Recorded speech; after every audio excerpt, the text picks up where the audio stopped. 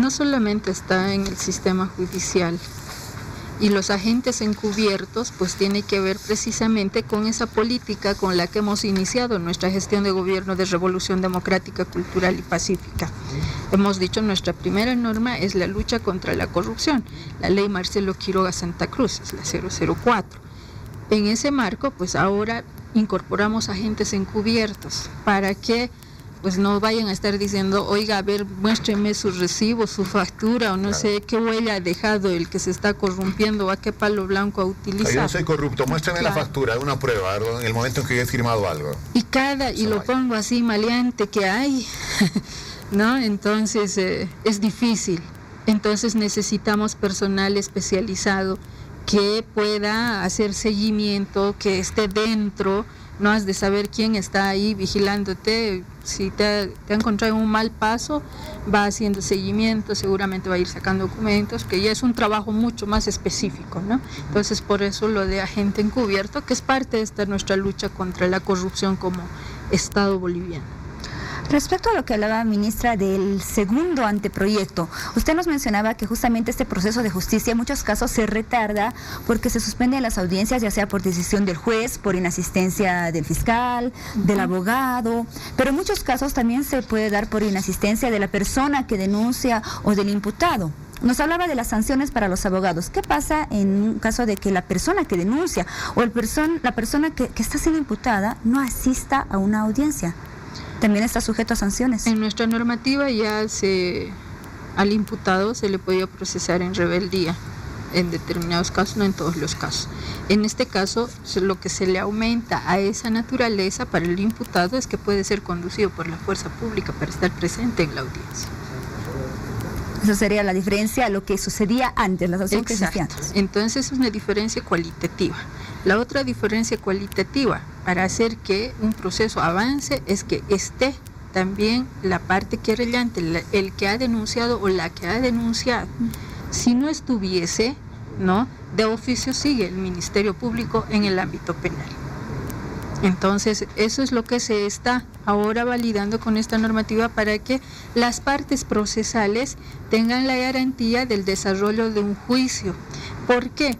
Las partes institucionales que aportan pruebas fundamentalmente a la hora del juicio, pues han de estar presentes. Las otras partes, que son el acusado y el acusador en este caso, tienen que estar, pero si no estuviesen, los otros, sus abogados, por ejemplo, son los que hacen más el uso de la palabra, la prueba, la muestra técnica, la acomodo, la normativa, todo eso.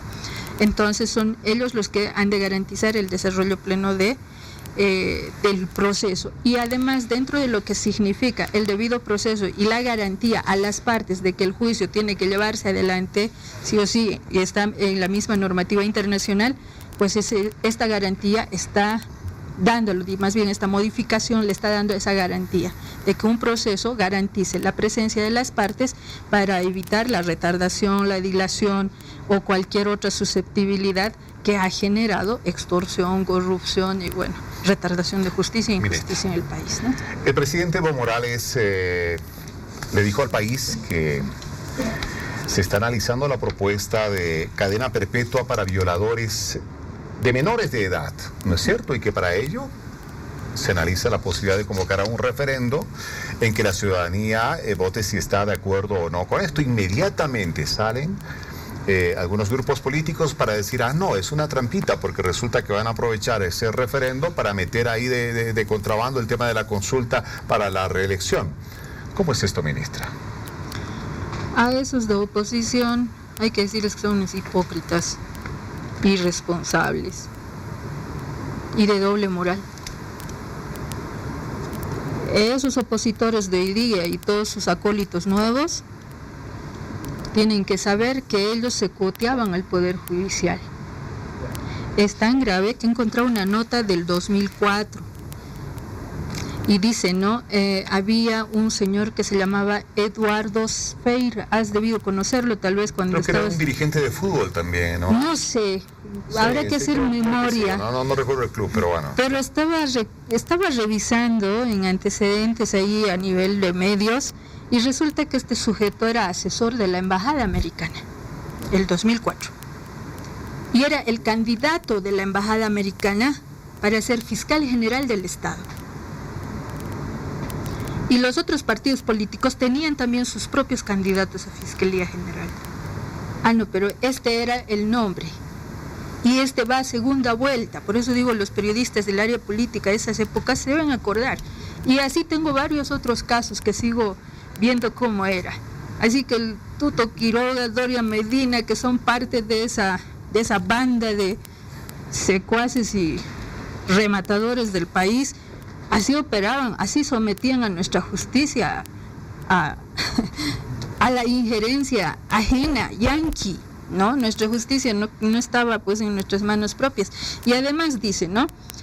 Sfeir intentó negar ser un agente de Estados Unidos, admitió que es asesor legal de la embajada americana, situación que presentó como un supuesto mérito dentro de su currículum. Al promover su nombramiento aseguró de ser designado, si voy a ser designado como fiscal, dijo en ese momento, gestionará cooperación de los Estados Unidos y de otros países por más de $20 millones. Nos estaba vendiendo a otro país, ¿no? Entonces, así estaba el país y les puedo decir quiénes eran parte pues, de ese gobierno de esa época. Y que me diga Doria Medina que no, era el cartero, o qué le podíamos decir de Jaime Paz. No puede mentir eso. Este hecho así era en el país. Entonces, cuando nosotros, como instrumento político, como gobierno de la revolución, desde esa época nos oponíamos a esto. Y sí, proclamamos independencia de nuestra justicia. Entonces, independencia, pues, de esas injerencias ajenas que querían venir a controlarnos, a mandarnos. Hoy no, nuestra justicia en este proceso de revolución, de cambio, de descolonización, tiene que ser nuestra propia. Tenemos errores. Hemos ido a una elección. De pronto las personas electas nos han fallado. Hoy estamos dándoles otros mecanismos más por mandato de una cumbre para seguir revolucionando la justicia, ¿no? Entonces, pero es nuestro trabajo, son nuestras ideas, es nuestro aporte como sociedad civil, como Bolivia, no como antes. Entonces, en eso son doble moral. Cuando vienen y dicen, lo están chantando sobre la Constitución, por favor, estos sí pensaban, cualquier cosa que hagan a título de por el país, siempre pensaban en beneficio propio. Y nosotros como gobierno de la revolución, primero pensamos en patria, primero pensamos en nuestro pueblo, como ahora esta medida que ha sido recogida en la cumbre, es en obediencia a esa cumbre, es un mandato para nosotros. Tenemos que responder a eso, tenemos que responder a esa impotencia, a ese sentimiento de ¿qué más hacemos con tantas guaguas flageladas por sus propios progenitores? Y no estamos diciendo así va a ser, estamos diciendo es un mandato de la cumbre, ¿no ves? Y decidan ustedes mismos como pueblo boliviano.